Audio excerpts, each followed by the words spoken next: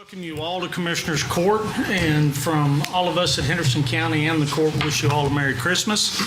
We appreciate y'all being here with us today. And this morning we have Brother Ivy Joe Givens with us today to lead us in our invocation. And Commissioner McCam, the pledges, please. Heavenly Father, we come in the mighty name of Jesus. We give you thanks and give you praise because you're a mighty good God. We thank you that you're spirit, and we must worship you in spirit and in truth. Praying for your guidance for the court on this morning's agenda, for our county judge and the commissioners. Look upon the first responders, the sheriff's department, and just bless the whole organization that makes the county work.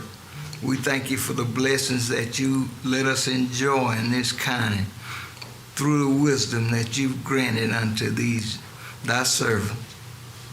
Lord, bless and keep us safe through the holiday season, and let it be a joyous occasion, and all the glory and honor go to you. In Jesus' name I pray. Amen. Amen.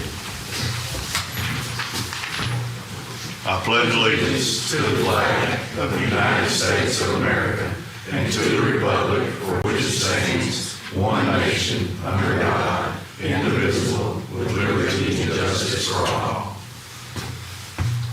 Honor the Texas flag. I pledge allegiance to thee, Texas, one state, under God, one and indivisible. Mr. Givens, thank you, sir.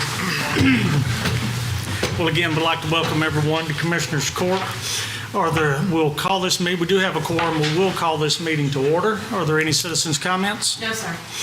Well, at this time, we have item number 1, which is a presentation of the Texas Treasure Business Award to the Tanner Motor Company.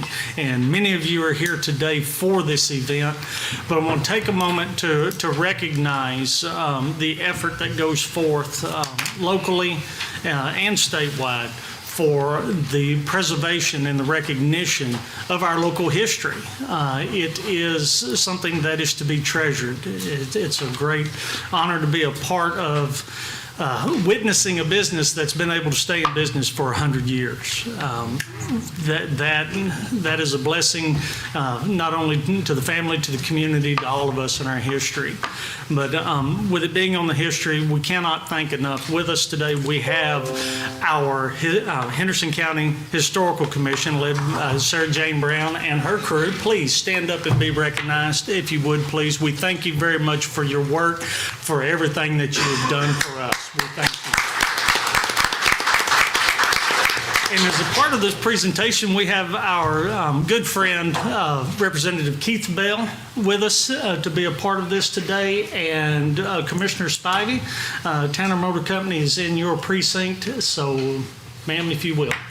Okay. I just like to take the opportunity to thank you and your family for serving the community and the county all this time, and we're glad that you're here today. And 100 years is a big thing, and I'd be happy to take pictures and give you an award with Representative Keith Bell if y'all would like to come up. Well, if we can, Representative Bell, sir, as a part of this, with your organization, is there anything you would like to make a presentation as well?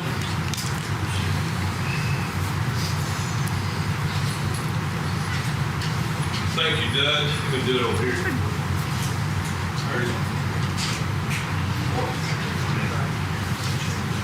Commissioner. Yes, good morning. Well, thank you, Judge and Commissioners. It's an honor to be here in front of you this morning, and it's an honor to recognize an entrepreneur and a family-owned business, Tanner Motor Company. Malakoff, 100 years, that's a long time. I celebrated 40 years of my own company here in October, and I can't imagine a company that's a century long. And you just think about the change that's occurred from 1923 to 2023. It's amazing of where we're at. So I assume they started out as probably selling Model Ts or something at some point, and now we've gone to the next level. But it is my honor as your state representative to present from the state of Texas House of Representatives, their certificate of congratulations awarded to Tanner Motor Company in honor of their 100 years of service to our community and Henderson County. And in witness thereof and pursuant to the authority vested in me, I have hereunto set my hand and seal of my office in Austin, Texas, this 19th day of December 2023. Keith Bell, I also have a flag that I'd like to present that was flown over the Capitol to commemorate this. And I do thank Commissioner Spivey. I know she helped work through this to get this done, as well as our Henderson County Historical Society and the Texas Historical Society. So it's a group effort by everybody, and it's quite an honor for Henderson County. And once again, I'm humbled and appreciative to be your state representative, and I'd like to present this as well as wish everybody a Merry Christmas. Thank you. Thank you, sir. And given this, if you would, please come forward, Mr. Tanner, Mr. and Ms. Tanner, if y'all would, have pictures with the representative and the commissioner.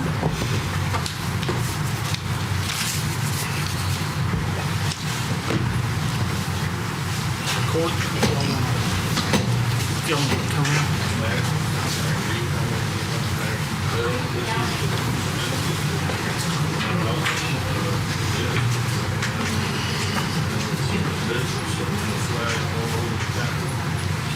Good. You also see right here in the middle for us, so we can get that lined up. Put these two flags a little bit further over. You know, come on, that's right there. Take yours first and then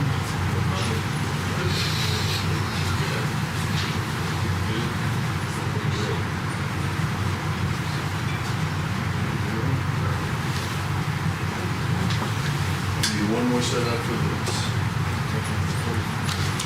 3, 1, 2, 3. Thank you. Once again, congratulations.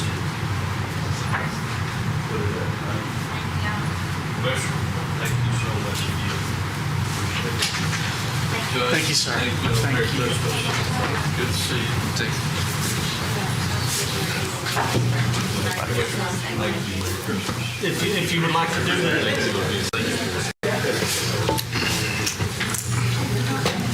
I believe there's some names that are going to be read now, Commissioner, if you would. before they all leave. If y'all will hold on just a second, there's still another part of this, if we can, Commissioner.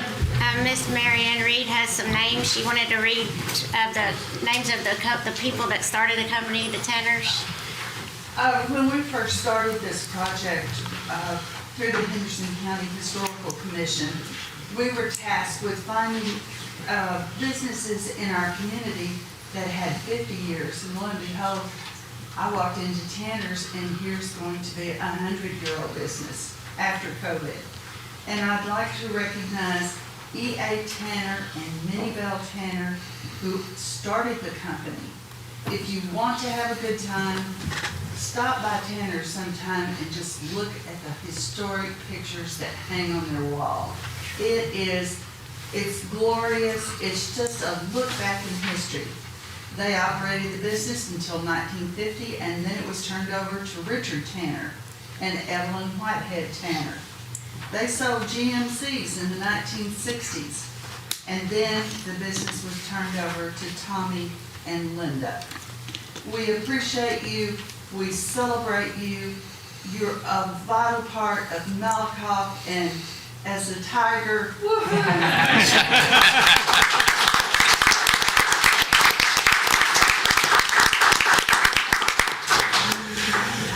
Court, before we move on to the next item, comments? Thank you all for coming. Okay. All right, then we'll move on to item 2, which is consider and take action on minutes from previously held meeting of Commissioners Court on December the 12th, 2023.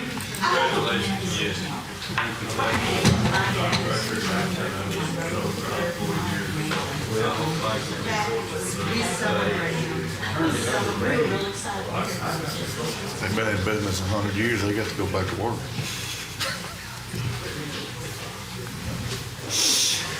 We have the minutes from December the 12th, 2023 presented in front of us. Questions, comments, additions, deletions? Entertain a motion. Hearing none, Judge, I move we approve the minutes of the regular session December 12th, 2023 of Commissioners Court as presented. I'll second his motion. Motion made by Commissioner Tooley and second by Commissioner Spivey to approve the minutes of December the 12th, 2023 as presented. Any further discussion? All those in favor? Passes unanimously. Item number 3 is consider and take action on matters related to the Employee Health Incentive Program. In court, back during budget, we had discussions about our program being the tobacco cessation and the annual checkup. And given the discussions at that time with the committee and the court, there were some changes that were put in or offered up, of which the court had in its discussions, and we need to have a little bit more here. So, Ms. Monk, if you would. Yes, so for years now, we have offered Catapult to come to the county and help people do their annual healthy assessment. And it's been popular, but at the same time, it appears that these employees are not following up with the assessment, especially if they have issues. And it means they also still don't have a primary care physician, so they still aren't getting in front of their doctor to take care of their issues. So the insurance committee really doesn't want to continue to promote this program, but we also feel that it's really up to the court on whether y'all want to continue the Catapult program every year or start encouraging these people to be responsible for their health and get up with primary physicians. Now, there has been some difficulties with Catapult. We've been involved in it for 2 years. This would have made the 3rd year, wouldn't it? But we've done other programs. There's somebody else before Catapult. Right. We've done this for several years. Right, and there have been changes in what they provide, a lessening of the service, and complications with scheduling. Yes. And issues like that. Members of the committee, commissioners, thoughts? Well, I can just say that the first, you're right, 2 years. The first year was great. You could come through up here at the annex and go into a room and then go down to the hallway and get your results, and the doctor would talk to you, and it was over with, and you had succeeded the program. And now that is, you do all your testing, and then you have to follow up via a video conference. And it's just, I think that we've taken the initiative to help our employees down the road to try to find a PCP, and with the complications that Catapult presents, and we want our employees to be healthy, that Catapult's not the way to go. I think we're only about 100 people away from having primary care physicians, or 40 to 100, somewhere in that number. So, Everyone should have. yeah, we're close to succeeding that, but Catapult does not, needs to go away. Commissioner, thoughts? Yeah, same thing. We've had some issues with it. I know some of my guys, they've done the second part of their Catapult deal, and they didn't get turned in, and they had done them. So we had to, I think they found them or got it taken care of, but there's some issues with it and stuff. And I've got some that have got a primary care physician listed, but they've never went and seen them. So. Ms. Bell, being the HR director, if you would.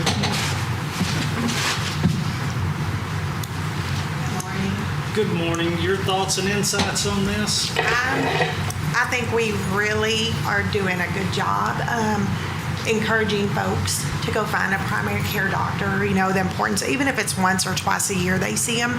I have had people reach out with help looking for doctors to go to. And I just think with some of the results we got, there was some abnormalities. Hopefully they get into somebody and get on top of it. And I just preach the early detection. Even if you go once a year, at least you're on top of it and know what you need to improve on if there needs to be improvements. Some of the complications with Catapult.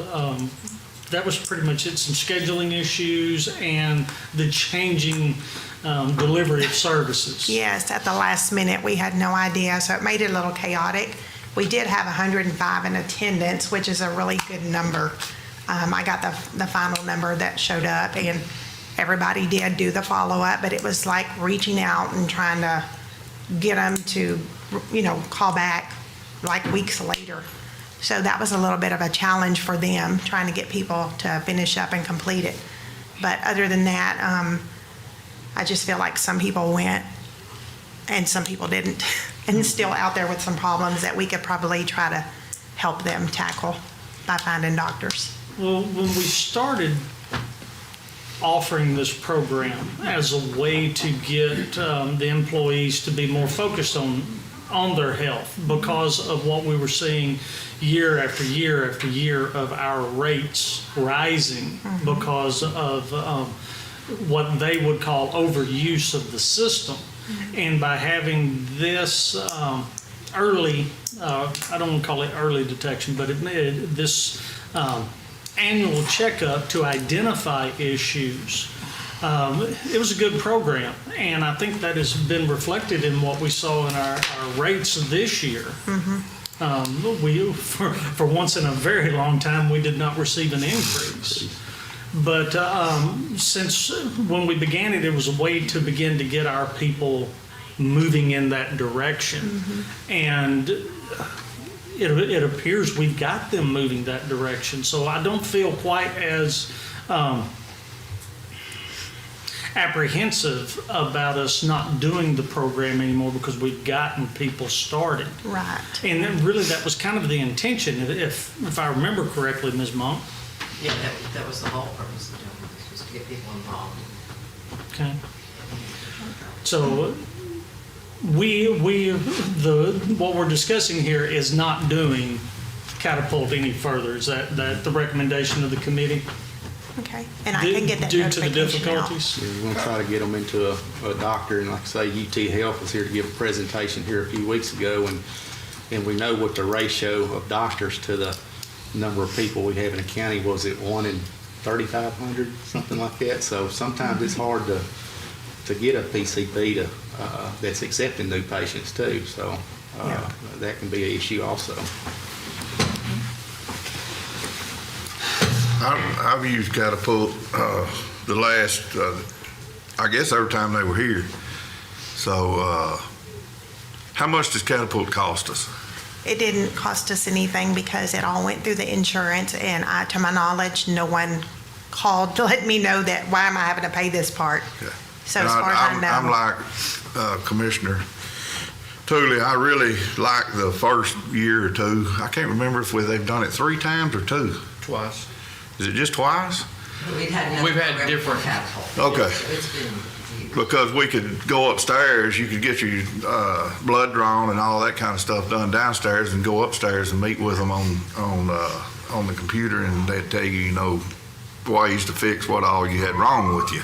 And then this last year, you had to wait 2 or 3 days or 2 or 3 weeks before you could call back, and I know that probably caused a problem, but I see in the last 3 or 4 years, like the judge says, that we've moved people forward to getting a primary care doctor. And I would hate to see us just end it and then that 100 still sticking out there. If we went one more year with it, would we cut that number to 20? Possibly. I don't know. We still need to get these people in front of a primary care doctor. Yeah. That's the ultimate goal here is it's time. And wean, They're grown up. but is it easier to cut them off, or is it easier to wean them off? Sometimes it's easier to just cut them off. We've been doing this for years. And Which I agree with that too. So. sooner or later, it's going to take responsibility for And with what they pay for their insurance, why not use it? You're paying a monthly fee to have it, and if you only have to go once a year, you come out ahead as long as you have no problems. So, We've lowered the copay to $10 to So, That's it. and if you, and it could be a possibility if there's that certain physical that you go get it. You said it doesn't cost any copay at all. Right. Depends on which route to go with it, so. Do we know if the system they're proposing for this year is going to be the same as last year, where you have to follow up 2 or 3 days, 2 or 3 weeks later? They've already reached out, so I did not move forward. I told them we're on hold at the time, but after today's So, meeting, I would let them know which That way was we're a going to go. problem.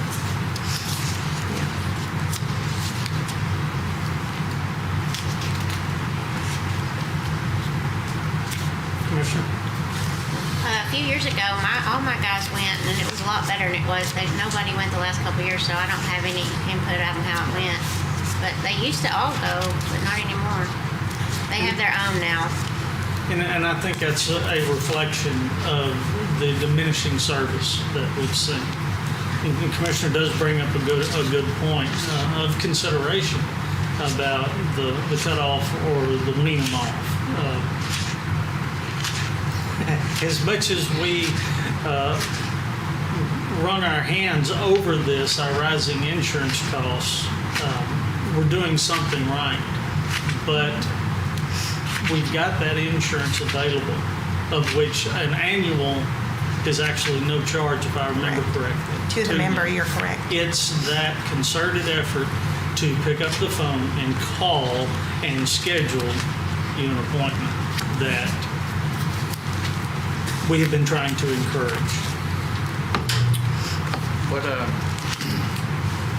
did we go, the first year, wasn't it a 3-day? Wasn't there 3 days that we had? I wasn't here. I don't remember, like I said, we've 'Cause done I think we've that- done it several years. Yeah, but I'm just We talking did about with it. Catapult, so 2 years, I mean, we had 2 days that last Last year was my first one. It was 2 days worth. Scottsville too. Yeah, I mean, we have a lot of agricultural people here that you don't wean them off, you cut them off. So. I mean, it's time to step up. Okay. Any further discussion? I believe what the committee is asking for us is for the court to make a final decision as to if we will provide the health assessment here from the county in the coming year or not. That's what the question is. It's been put toward us to give a final say on it. Any other discussion? Entertain a motion. Judge, I move we remove the catapult process for the employee health incentive program. I'll second his motion. Motion made by Commissioner Tooley, second by Commissioner Richardson to, if you don't mind, no longer participate in the catapult assessment program Yes, sir. for the employee health incentive program. There you go. All those in favor of the motion? Passes unanimously. One thing we do want to say as a part of this, there is still the requirement upon the employees to get that annual assessment, even though that we're not providing the in-house service any further. Is that correct? That is correct. Okay. All right. Thank you. Thank you. Item number 4, consider and take action on a reimbursement request from Justice of the Peace Precinct 4. Commissioner? Yeah, Justice Judge came to me, JP Ford, Judge Adams, and said that he went to a conference in Galveston, and when he was on his way back, that something had struck the side window of his vehicle and shattered it, and that he had to order a window and stay overnight, and he was asking about reimbursement from the county for his extra night of stay and the damages to his vehicle. And I told him that we'd had to check with audit on our policies on that and stuff. And so he checked with audit, and I believe in our policies. If you want to, Ms. Monk, if you can tell us what our policy says or anything like that, or any rules and anything on that. Right, we don't have a written policy, but our historical position has been that we don't pay for things like that. We literally rent the vehicle from the employee when they go on a conference. And we do that through paying mileage. And for instance, right now, in 2023, the mileage rate was 65.5 cents a mile. Well, on my car that gets 22 miles per gallon, that means the court is paying $14.41 per gallon of gas. And that additional amount is calculated by the IRS to cover wear and tear, accidents, things such as that on your car. So we literally rent the vehicle. And as far as an additional overnight stay, I'm not sure whether it was necessary in this instance, but the court's gonna have to make a decision on where we draw the line. If an employee gets sick, are we paying for overnight stay? If I have a flat tire and late at night, are we gonna pay for an overnight stay? We've historically never done that, and to be honest, I've never had anyone ask for it before. But if the court wants to change the policy and make it a written policy, we can do that. Just understand that it applies to every employee. Questions, court? I mean, I believe it's a legitimate request, but I also believe that there's got to be a line somewhere. And we're already paying mileage. But, what if you have a flat tire, which, is common? We're going to have to buy tires. Right, and that's what the additional mileage fund is for, is to help offset those costs to your wear and tear on your vehicle. I had a 2-night stay in Nacogdoches. I don't think the county wants to pay for that. That's true. Or the ride over to where you had to stay. Right, and for instance, if an employee's conference ends at 5 o'clock at night, we don't pay for them to stay another night because they don't want to drive home in the dark or something like that. The conference is over. That's usually where we've ended it. Thoughts? I mean, I think I'm going with Ms. Monk's historical, way the county's always acted in that process. Well, it has been the standard practice. There was one time long ago we had it was labeled as snacks that the court was requested to cover the costs of for the trip, and the court at that time denied that one as well because of its travel policy, what it had historically done. It is difficult, yes, and unfortunate, definitely. But us keeping in mind what our purpose is, and that when each and every one of us get on the road, we travel at our own risk, in whatever mode that is. I've said that a million times as a commissioner when someone says that the condition of the road messed my vehicle up. Well, it is. It's a travel at your own risk. So, any other thoughts, comments? Entertain a motion on this request.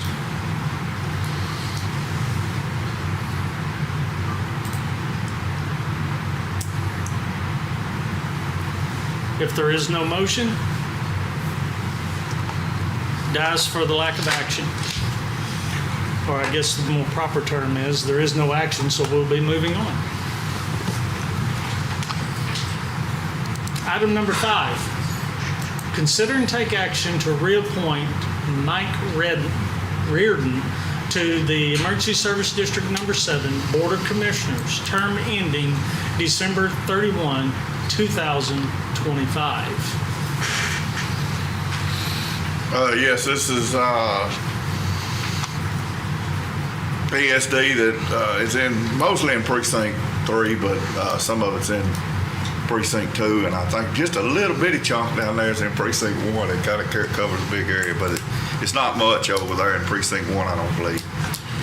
But two members wanted to get, were up for reinstatement, and one of them would like to resign his position. I do not have a replacement for him yet. We're working on that, but I do. Mike Reardon requested that he continue on the board So he is one I'm looking to reappoint today. Questions for the commissioner? Hearing Hearing none. none, I move that we reappoint Mike Reardon to ESD number 7 Board of Directors with a term beginning January 1st, 2024 and ending December 31st, 2025. Second.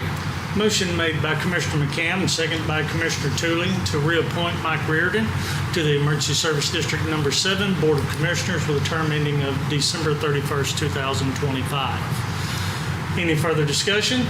All those in favor? Passes unanimously.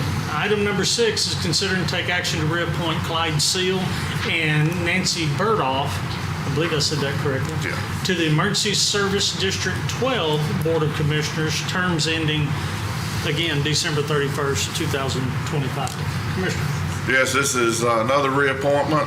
This was the ESD in the Chandler area that was formed last year. These two members had one-year terms. They requested that they were able to go back on and continue to build this ESD after the new start. And that is, so today I look to reappoint Cody Seal and Nancy Berthold to ESD number 12. Questions for the commissioner? Entertain the motion.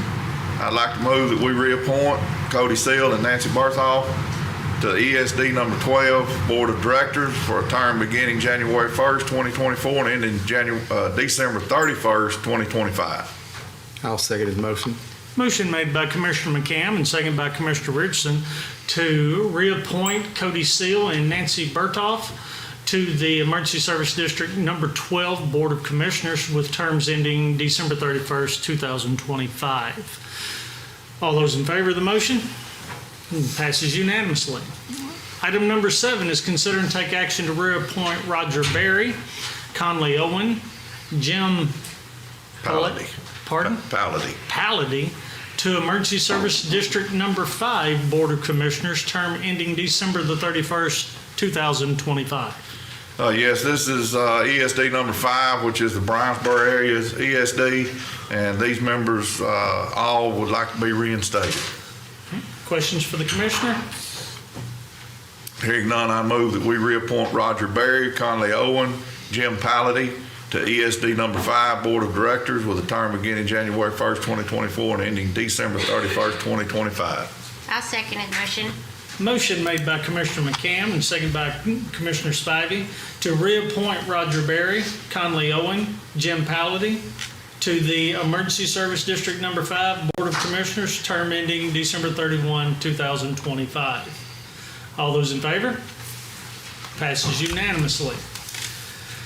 Item number 8, consider and take action to appoint Marvin Miller and John McMakin to the Henderson County Emergency Service District 3 Board of Commissioners, term ending December 31st, 2025. Yes, Court. I had one person that is termed out and didn't want to be reappointed, so I'm looking to put Mr. Marvin Miller in his place as an ESD member, and then looking to reappoint John McMakin for another 2-year term.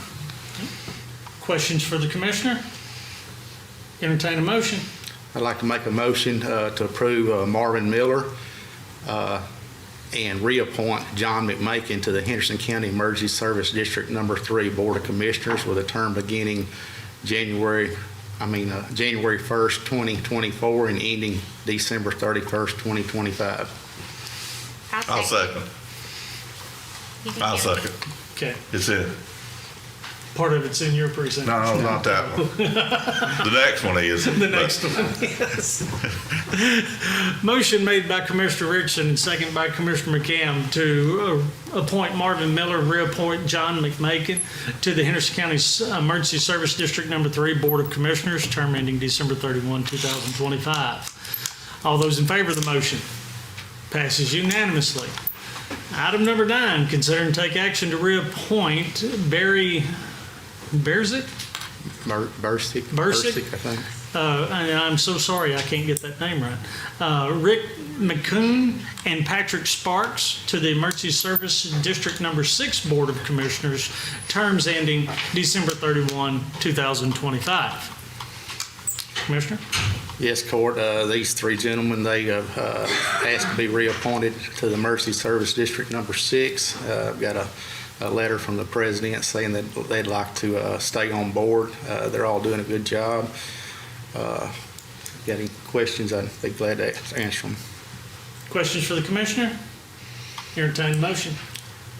I'd like to make a motion to reappoint Mr. Barry Bursey, Mr. Rick McCoon, and Mr. Patrick Sparks to the Emergency Service District Number 6 Board of Commissioners with a term beginning January 1st, 2024 and ending December 31st, 2025.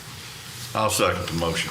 Motion made by Commissioner Richardson, seconded by Commissioner McCam to reappoint Barry Bursick, Rick McCoon, and Patrick Sparks to the Emergency Service District Number 6 Board of Commissioners with a term ending, or terms ending, December 31, 2025. All those in favor of the motion? Passes unanimously.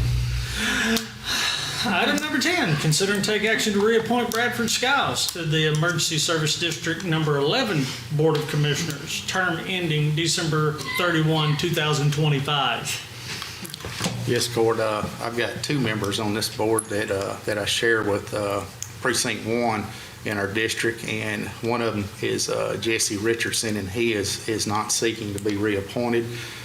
So that term is going to expire and there'll be a vacancy, but Mr. Bradford Skiles is still wanting to serve on the ESD board. Questions for the Commissioner? Entertain a motion. I'd like to make a motion to reappoint Mr. Bradford Skiles to the Emergency Service District Number 11 Board of Commissioners, term beginning January 1st, 2024 and ending December 31st, 2025. I'll second. Motion made by Commissioner Richardson, seconded by Commissioner Spivey to reappoint Bradford Skiles to the Emergency Service District Number 11 Board of Commissioners with a term ending December 31, 2025. Any further discussion? All those in favor? Passes unanimously. Item number 11, receive financial reports, which we have none this week. Item 12, consider and take action on payroll distributions and accounts cash sheets, which we have both. We do. We have biweekly 25, and we have November monthly report. Okay. Any questions concerning biweekly 25? Entertain a motion. I'd like to make the motion to approve the disbursements biweekly 25 as presented. Second. Motion made by Commissioner Spivey and seconded by Commissioner Tooley to approve the bi-weekly 25 payroll disbursements as presented. All those in favor? Passes unanimously. And the accounts of cash sheet. Are there any questions, comments concerning the accounts cash sheet? Hearing none, entertain a motion. I'd like to make the motion to approve the accounts cash sheet as presented. I'll second the motion. Motion made by Commissioner Spivey and seconded by Commissioner Richardson to approve the accounts cash sheet for the period ending of November 2023 as presented. All those in favor of the motion? Passes unanimously. Thank you. Thank you. Item 13, consider and take action on submitted contracts, which we have none. Item 14, consider and take action on requests for right-of-way permits. Precinct 3 and 4. Commissioner McCam. I have one in Precinct 3 from Charter Spectrum, fiber optic cable placement on County Road 3700, 3704, 3705, and 3709. They will be installing approximately 22,900 feet of underground conduit, 65 vaults in the right-of-way of those roads. Questions for the Commissioner? Entertain a motion.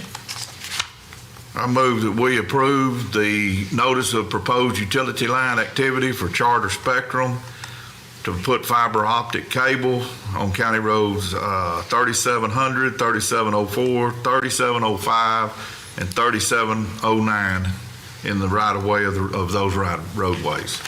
I'll second the motion. Authorization to sign. with the commissioner's signature. Motion made by Commissioner McCam, second by Commissioner Richardson, to approve the right-of-way agreement with Charter Spectrum for the installation of fiber optic cable on County Roads 3700, 3704, 3705, and 3709, with Commissioner's authorization to sign. Any discussion? All those in favor? Passes unanimously. Oh, I didn't vote. You didn't vote? Excuse me. You voting against? Yes, sir. 4 for, Commissioner Tooley against. Commissioner Richardson. Yes, Court, on this one here, this is a Charter Spectrum to install a 2,655-foot underground conduit with fiber. There'll be 8 vaults, and this will be on County Road 4910. Questions for the Commissioner? Entertain the motion. I'd like to make a motion to approve the proposed utility line activity for Charter Spectrum to install 2,655-foot underground conduit and fiber and 8 vaults on the right-of-way of County Road 4510 with the Commissioner's authorization to sign. I'll second. Motion made by Commissioner Richardson, second by Commissioner Spivey, to approve the right-of-way agreement with Charter Spectrum for the installation of fiber optic cable on County Road 4910, with the Commissioner's authorization to sign. All those in favor of the motion? Opposed? Passes 4-1.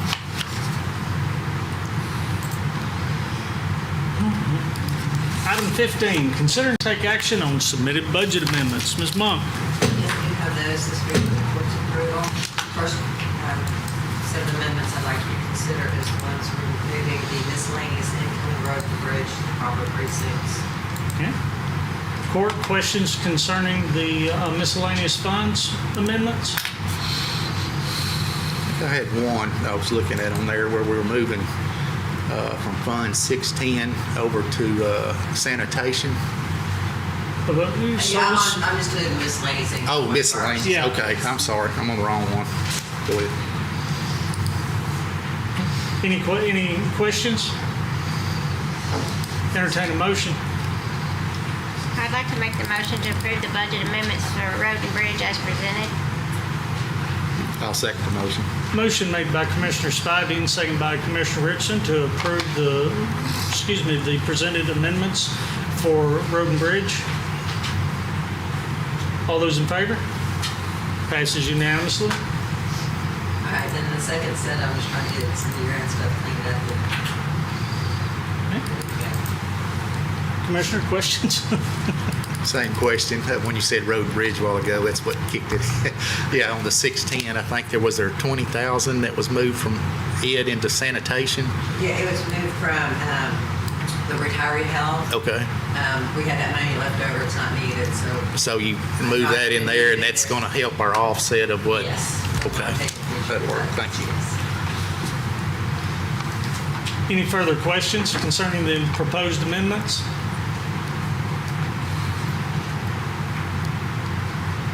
Hearing none, entertain a motion. I'd like to make a motion to approve the amendments as presented. I'll second the motion. Motion made by Commissioner Richardson, seconded by Commissioner McCam to approve the proposed budget amendments as presented. All those in favor? Passes unanimously. Item 16, consider and take action on payment of bills. Ms. Carpenter. Yes, sir, we have 2 sets. Our first set is fiscal year 2023 in the amount of $425,737.97. Commissioner Spivey, questions? I have no questions, Judge. Commissioner Tooley? I have none. Commissioner McCam? I have none. Commissioner Richardson? No questions, Judge. Entertain a motion. I'd like to make a motion to approve the fiscal year 2023 bills in the amount of $425,737.97 as presented. I'll second. Motion made by Commissioner Richardson, second by Commissioner Spivey, to approve the fiscal year 2023 bills in the amount of $425,737.97 as presented. Any further comments? All those in favor? Passes unanimously. We have fiscal year 2024 in the amount of $741,346.35. Commissioner Spivey, questions? No questions, Judge. Commissioner Tooley? I have none. Commissioner McCamp? None. Commissioner Richardson? No questions, Judge. Do want to state that this is paying forward for our insurances. It also has our appraisal district payment in it, being the first rattle out of the box of the coming year. Last month, we had a little over $1 million worth of bills being paid, and it's always good letting the folks know why this additional set here. But this is for next year's coming bills. All right. I will ask one question, Judge. Okay. Tyler Technologies, that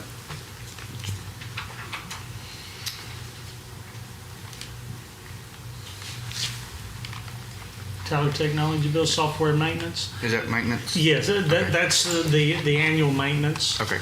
The quarterly, the first quarter payment. I think all told, it's like 300, around like 325,000, somewhere in there is the annual cost, but we pay it quarterly. Right. And you'll look there, the next item, that's SATA Systems. That is a part of our Google Suites. Right. You see the G Suites business license, and that's for everyone's. Any other questions? Entertain a motion. I'd like to make a motion to approve the fiscal year 2024 bills in the amount of $741,346.35 as presented. I'll second his motion. Motion made by Commissioner Richardson, second by Commissioner Spivey, to approve the fiscal year of 2024 bills in the amount of $741,346.35. Any further discussion? All those in favor? Passes unanimously.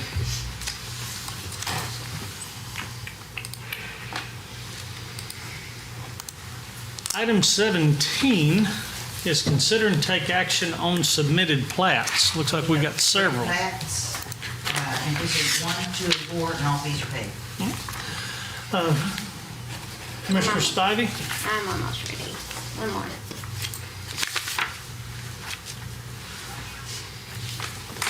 Yes, Court, I have a replat today for taking a piece of property that's 7.89 acres and making 7 lots. I have the paperwork from the development office in order. The electricity will serve, the water will serve, along with the historical commission letter. There is one small error I'd like to point out on the plat itself. It seems like our sewer inspector put a question mark on all of the copies on lot 7 that didn't need to be put there, and we didn't feel like we needed to make the developer buy another set of copies because of something our sewer inspector did. Okay. Questions for the commissioner? I would like to ask, sorry, Ms. Kimbrough, if you would, please, ma'am, come forward. This is provided, they have water provided through a community system, correct? That's correct. And since it is water provided, the lot sizes can be smaller than 1 acre, correct? Yes, sir. We worked really hard on this particular plat to make sure everything was in order through all of the utilities, and that there were no variances needed. Okay. All right, the reason I bring it up is because of the high line running diagonal across there makes these lots difficult to develop on. So the 1.46 acre, lot 7, is the lot that had the question mark placed on it by the sewer inspector. And we had discussed already with the developer and the surveyor, and they have a disclosure statement to whoever buys that lot, that there is a amount of property available to do appropriate sewer and to provide the utilities. And that was the question that the sewer inspector had, was how much loss there was because of the high lines. The developer originally thought it was a 100-foot easement, but it's not. It's 250 feet, which extends well over off of his property, but a lot on his property as well. So it's a matter of disclosure, and that's why we had that clearly marked. Well, that, my concern is across the other lots. I mean, we had a similar Situation. development like this 15 years ago. And the lot is right across, the development's right in front of Eustis High School, where there was about 8 tracks and 2 were the only ones that were buildable because of power line. And that's why I bring this up. We're running across lots 1, 2, 3, 4, 5, and the corner of 6. And that's a single power line, that's not the large power line system, so it is single power lines across those lots. And what's the easement for that? That one's 100 feet, That one is 100 feet. yes. That says That's 30 on our on deal. there. We're- It's like a single phase, 30, Right. 30 foot. Let's say 30 on the little one. On the smaller On one. the smaller one? Okay. Okay, I know it's a single line. I've been on the site and seen that. I thought that they were 100 foot for the single line and 250 feet for the big ones. Yeah, the lot 7 has a bigger easement on it. It's 250 total. But we worked with the surveyor. This one was kind of a tough one. I mean, it looks like an easy one because it all faces a county road, and that one corner is privately owned by someone else. Judge, as long as they don't build a house in that easement, they're pretty well okay. They can get a conveyance, but it's highly unlikely that the utility company will allow them to build any kind of structure in that 30-foot. Oh, they're not. No, they're not. Because there's one in Yeah. Maybank that No, didn't get a we- conveyance and it's sat there rotted. Yeah, no, they won't be allowed to do anything, but that hard discussion was had with that developer over this. As a matter of fact, this is phase 1 of a much larger lot section, and they're taking a look at how this is working out, which is these Yeah. 7 lots. I mean, it's totally the court's discretion.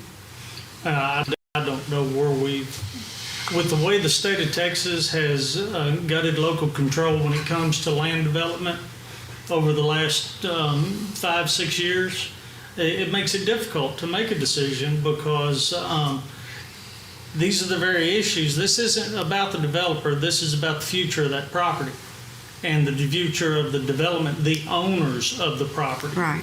And as I look at it, these lots are 85 foot wide and 500 feet long. That's exactly right.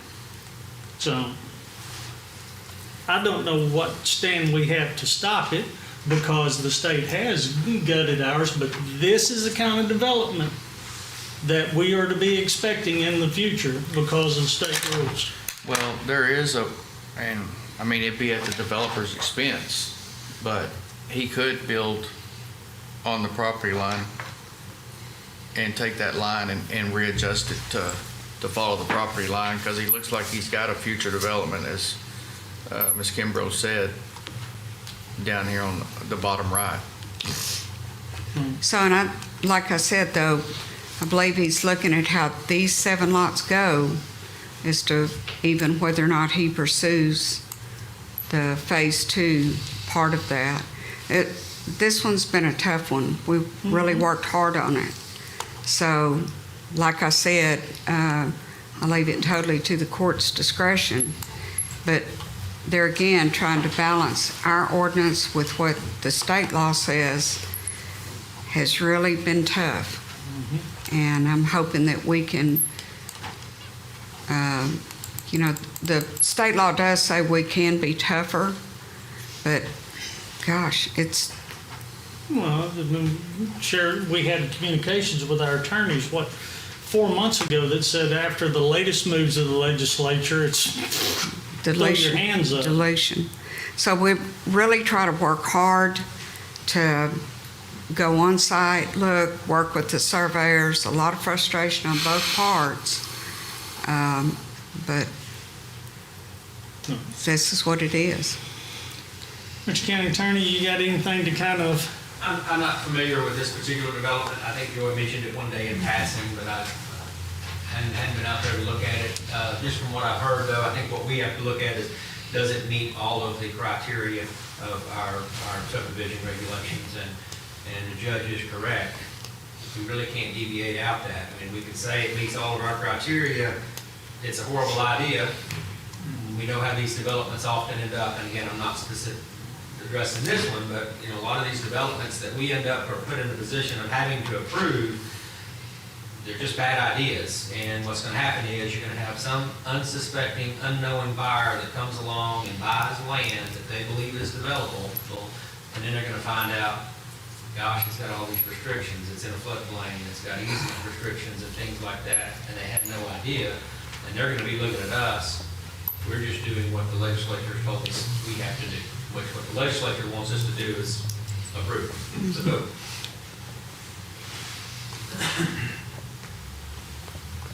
okay? It's one of those, there's, I see where they try to, a lot of these developers try to get as many lots as they can to sell, and we see what happens. We come in here and do replats all the time where somebody buys 2 lots and then they come in and replat them together, but when they first develop it, they try to get as many lots in as they can, to increase the price of them, so.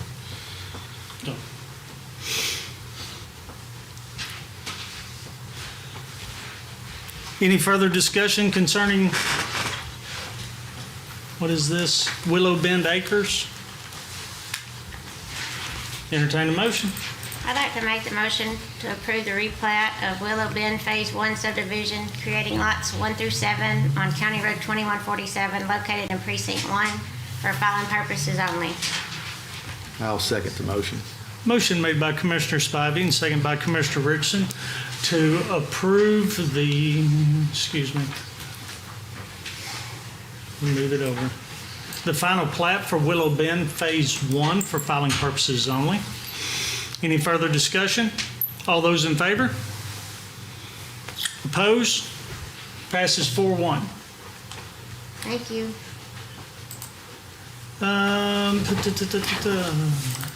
Commissioner Tooley.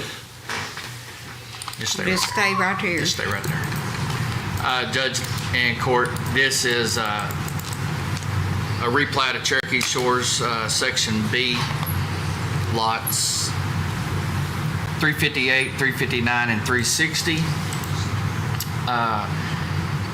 And they're taking 3 lots and making them into 2 for lot 358-R and 360-R. These lots were 50 by 100, and now they are going to be 75 by 100.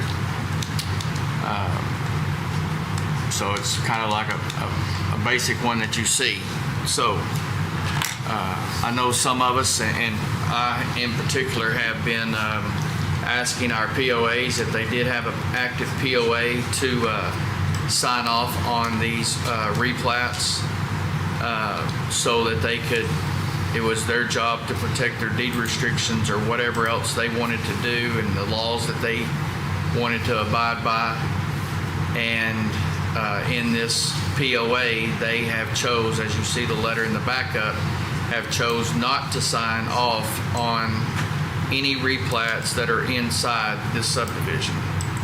And so I will tell you, anytime that I receive a replat in this area, Ms. Kimbrough is going to do her due diligence. I will, and then you'll see this backup letter every time that I'm going to be asked to file with with our plats. That we've done our due diligence as the county. It's passed our subdivision regulations and that kind of stuff. Ms. Kimbrough? So I did have a conversation with the POA, and they acknowledged that they will not be signing off on replats for legal reasons that they consulted with their attorneys about. I've also talked with our county attorney and asked about this this particular signing off, and it's not required necessarily, but of course recommended and would be a good idea. And that's pretty much where the POA signature was left. Mr. County Attorney, we've had several discussions about this, and if you would share with the court and everyone why this is a good practice of the POAs acknowledging. And I actually had a meeting with the Cherokee Shores attorney, they have an outside counsel that represents them. And so I had a really good meeting with him, and I felt like it was a productive meeting. See what the result was still, but I think he understands our position.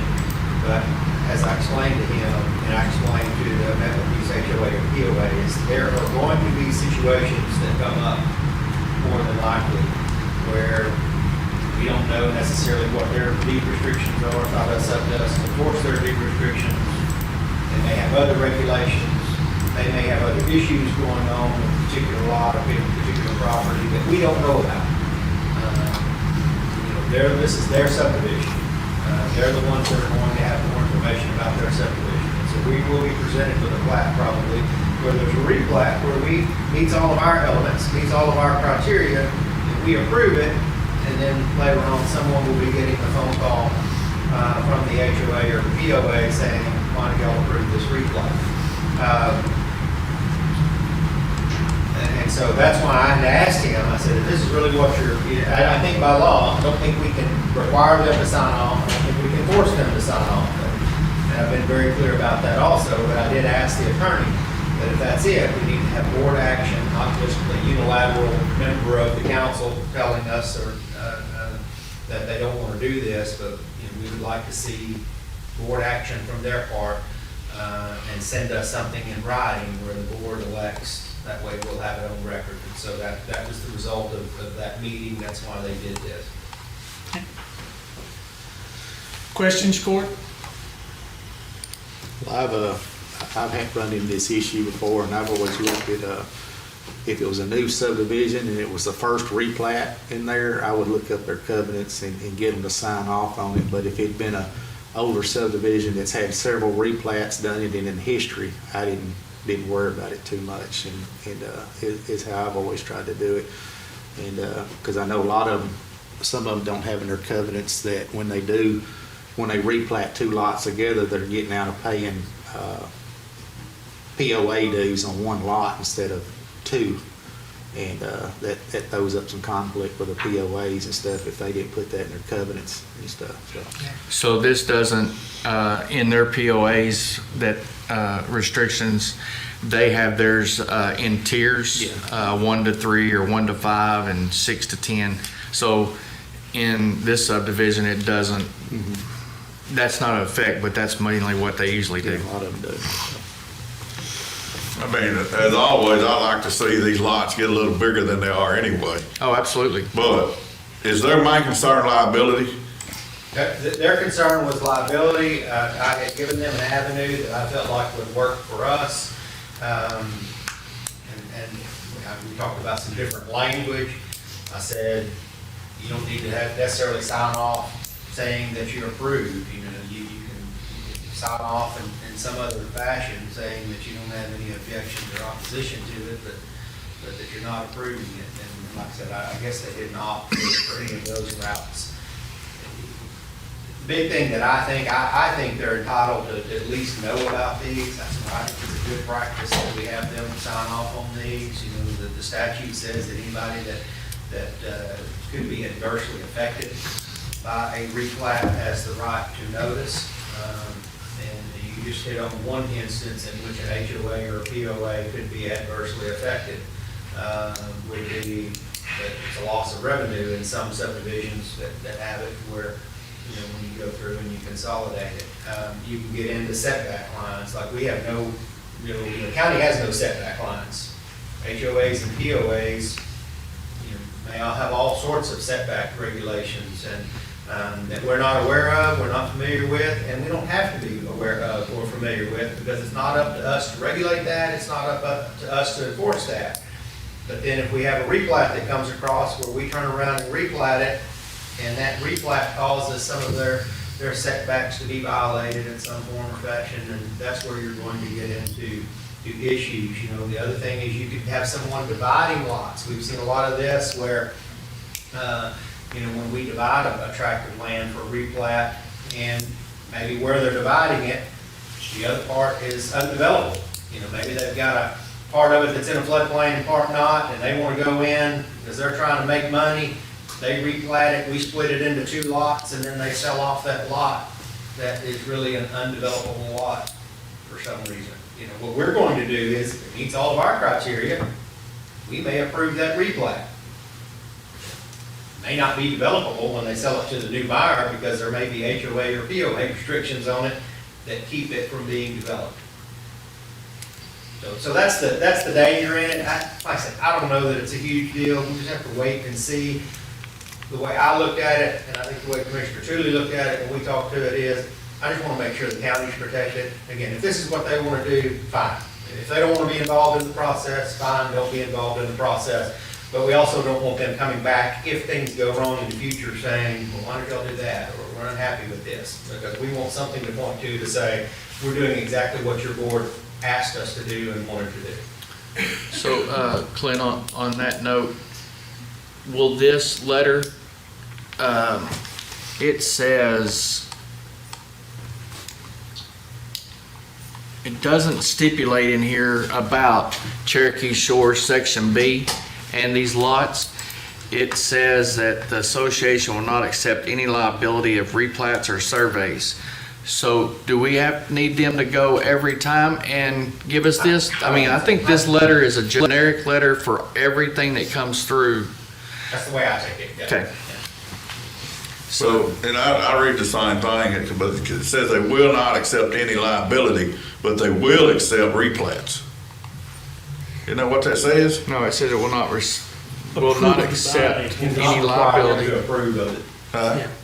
They will accept all replats. By us. and surveys. Yeah, by Henderson County That- Commissioners Court. Yeah, more or less saying they're not going. They're not gonna accept liability, but they will accept the plat. They'll accept The replat. our decision. Yes. That's what they said they'll stand on. And what they said is that they, when, in response, and again, in fairness to them, when I laid some of that out, what they said was, well, we don't really have any restrictions anyway, and we don't have setbacks, and we don't have things like that. So, I mean, they're looking at it from a standpoint is they can never envision a situation that's going to come up where they're going to ever have a problem with anything that we do. And again, I'm not familiar with their restrictions or anything. I don't know if that's fair or not. And I think this is pretty unique. I think most HOAs and POAs appreciate the fact that we come to them and say, hey, this is what we have presented to us. Are you guys good with it? Are you any objections with it? Any issues that you see with it from the HOA or POA standpoint? So I'd like to add one thing to that. I'm sorry, Commissioner. Go ahead. So we do have a replat application that does have to be signed off on by me and at least given to the POA so that they're aware a replat is occurring before Janice and them will even accept it or file it. So they're made aware, and what they expressed to me, I think it's the same thing that Clint and all of us have talked about. They just don't want to sign off on that replat. But they're aware because of the application itself, is that administrative tool that we use to track how we map it, look at it, and work with the surveyor or the individual. Anything further to add? Clint, should the motion have anything in there about this letter or just I don't think go? so. Again, this letter is really just documentation, hopefully memorializing that we've had this discussion, and that this is how they want to handle them, and this is, and again, we shouldn't have any heartburn or objection to it. Okay. Any further comments? Entertain a motion. Judge, I move we approve the final replat of Cherokee Shores Section B, replatting lots 358, 359, and 360, creating lots 358-R and 360-R for filing purposes only. I'll second his motion. Motion made by Commissioner Tootley and second by Commissioner Spivey to approve the final replat in Cherokee Shores Section B, creating lots 358R and 360R for filing purposes only.